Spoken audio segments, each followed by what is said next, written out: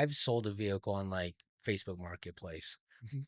and that was a pain in the ass. Yeah. Like, not only did I, take the pictures, clean it up, get it listed, but I must have had 15 or 20 freaking people reach out to me. A million and 10 questions. Everybody wants to come look at it and test drive.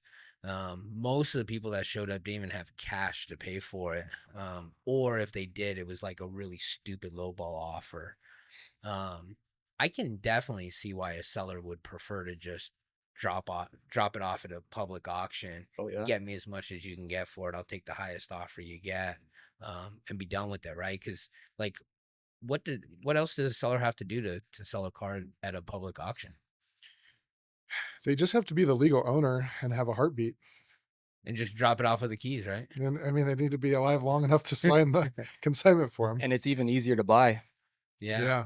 You So the seller does. Unfortunately. So the seller doesn't do anything. Just drops off the car. You like the It's got to be free of liens. It's got to be, Yeah. in their name. They own it. There's no strings attached. So when the new owner gets it, it's going to be a nice title for them, all that. Gotcha. And then you guys handle the pictures, handle Yep. the description, the inspection report. Well, we don't call it an inspection report anymore. We call it a check-in summary. So we want people to be so informed on the vehicles. We actually let them test drive. Mhm.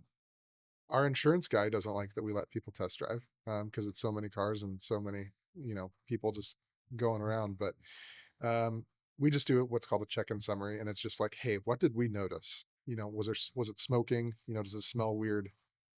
Basic things that you would pick up really, really Major quick. engine noises. Is it shifting okay? Does the AC blow cold? Does the radio work? Just major things. And then Yeah. you just notate that in the report. And then So you make that available to buyers who are interested in looking at the cars. yes, it's not gospel. So it's a guide that you're supposed to use when you come down and actually preview yourself. Gotcha. It is highly encouraged that you come down and you look at it, and that's why it lets you test drive. You can plug in your scan tool, you can bring the mechanic, check the fluids, make sure the oil and the coolant aren't mixing, all the major things. You can drive it and do all of these checks for yourself so you can make a bid that's appropriate for that vehicle. Nice. And so I can come down, I look at it, test drive it, take a look at your guys's report on the vehicle. The vehicles, they start at like, how's the bidding process work? So everything starts, I think nowadays at $50. We sold a car 2 weeks ago for $50. We've sold a car for $50 numerous times. After fees, it is more expensive. But if we're selling a $50 car, it's not good. It's a Yeah. bad car. Gotcha. It's worth the tires. It's worth somebody who says, hey, I'm going to take the time and part this car out. That isn't for somebody looking for, an everyday driver that's good on gas.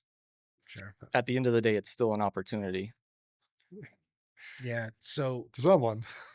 what and I would assume too, everybody tends to want a newer vehicle. I mean, just generally. Mhm. So like some of the older vehicles I assume come up for auction a little bit more often just because, 2004, 2006, listing it on Facebook Marketplace or on Craigslist or OfferUp or something probably isn't going to get a ton of even views, to tell you the truth, because there's people got to search for it, and be in the market for that. But you run it through auction, those are probably some of the cheaper vehicles on the sell side, that somebody could pick up that are perfectly fine vehicles too, right? They're just Absolutely. because when I looked, in fact, I actually just bought a 2004 Volvo.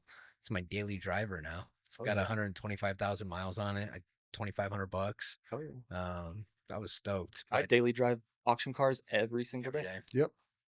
And all the employees, they buy their cars from the auction. They just, yeah. they're like, hey, I've been looking for one of those. And I just bought my mom a car from the auction. Did you? I did. What'd you buy her? It's a 2008 LS 460 Lexus with Nice. 80,000 miles on it. Nice. What'd you get it for?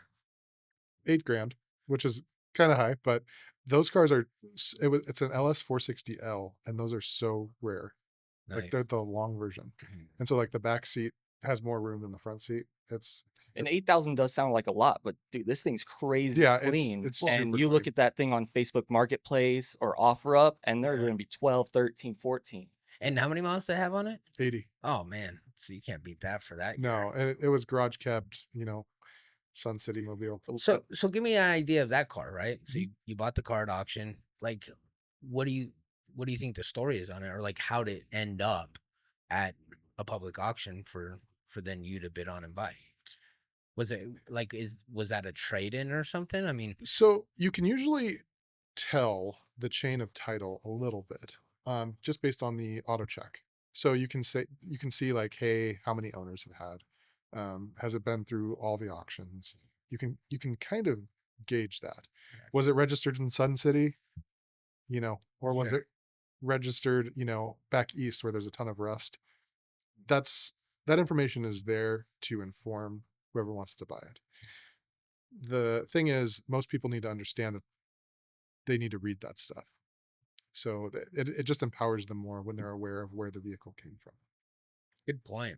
So between the inspection, the intake report, Mhm. and you provide the auto check Oh history yeah, Yeah. on the the vehicles VIN too. history report. It's kind So of like Carfax. yeah, and then preview and test drive, you can get a pretty good gauge of what you're getting Absolutely. between those for the most part. I mean, obviously with any car, you can't see Yeah. what's inside the engine or Can't hit what's the in the highway with yeah, it, you yeah. know. But for the most part, you can get a pretty good gauge of like probably what the story is. Now, you guys don't typically know the history of the cars. I mean, cars come from a whole bunch of different vendors, clients, Well, there's a lot of like you said, personal people. bankruptcies. Personal people will drop off their own personal cars. They're like you said, it's kind of difficult dealing with people on Facebook or OfferUp, and they just drop them off, and it's just their personal vehicle. So sometimes they will tell you. Sometimes you look in the glove box and you can see their history or their receipts, and if you just go out and inspect, you can find out a lot more about the vehicle.